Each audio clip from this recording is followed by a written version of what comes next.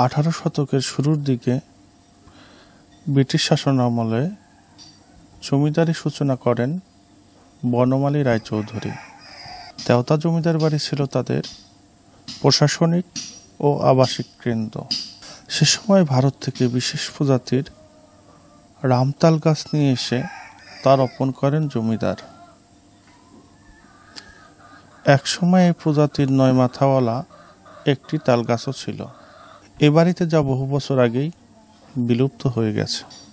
এখন পুকুর পাড়ে টিকে আছে 4 মাথাওয়ালা শতবর্ষী একমাত্র রামতাল গাছ। এছাড়া বাড়ির প্রবেশ মুখে রয়েছে আরও 2টি 2 মাথাওয়ালা তাল গাছ, তবে তাদের বয়স অনেক কম। কিন্তু অযত্ন অবহেলা, পুকুর পাড়ে গড়ে ওঠা অবৈধ দোকানপাট, লতাপাতা আর বর্জ্যের চাপে ধ্বংস হয়ে যেতে বসেছে দৃষ্টিনন্দন এই তাল গাছটি। কমে আসছে গাছের আয়ু, হারিয়ে যাচ্ছে সৌন্দর্য। আমি তো আমার 55-56 বছর বয়স হয়েছে, এইভাবে আমরা দেখতেছি। এর বয়স মনে হয় যে 70-80 বছর, 75 বছর, আবার 200 বছরও আর চলে একটা, সেটা মারা গেছে, সেটা তো নাই। এখন এই 3টা তাল গাছই আমাদের এই তেওতা জমিদার বাড়িতে আছে। 70-80 বছর আগের চেয়ে আছে। গাছও দেখে, শুধু বাড়ি দেখবে কেন, তাল গাছও দেখে। তাল গাছ তো ঐতিহ্য, এটা উচিত, এটা তো সংগ্রহ করা উচিত। আমার বয়সের আগের থেকে দেখতেছি, আমরা দেখতেছি তার কত আগে তা খুব করা। এটা মানে মোটামুটি অনেক দিন যাবত শুনে আসতেছি, আমার বাপ দাদার মুখ থেকে অনেক কিছু শুনতেছি যে এই তাল গাছগুলো অনেক ঐতিহ্যবাহী। তো এগুলো নাকি ওই জমিদার আমলে নাকি ওই ইন্ডিয়া থেকে রামতাল নামে পরিচিত, এটা নিয়ে আসছিল এখান থেকে।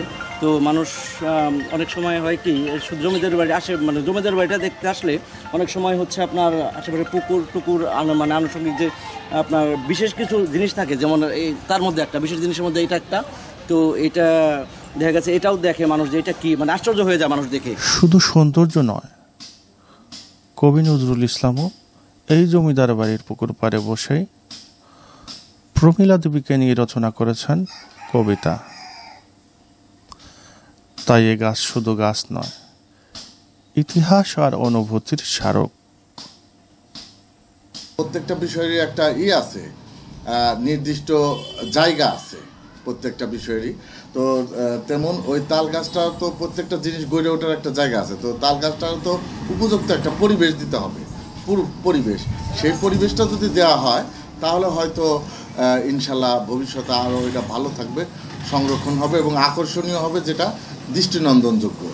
স্থানীয় জনপ্রতিনিধিও গাছটি সংরক্ষণের প্রয়োজনীয়তার কথা বললেন। আসলে এই বিষয়ে এখন পর্যন্ত কোনো প্রশ্ন করে নাই। আমার বয়স 50। আমি 6-7 বছর বয়স থেকে তেওতায় যাতায়াত করি, যতটুকু স্মৃতিতে আছে।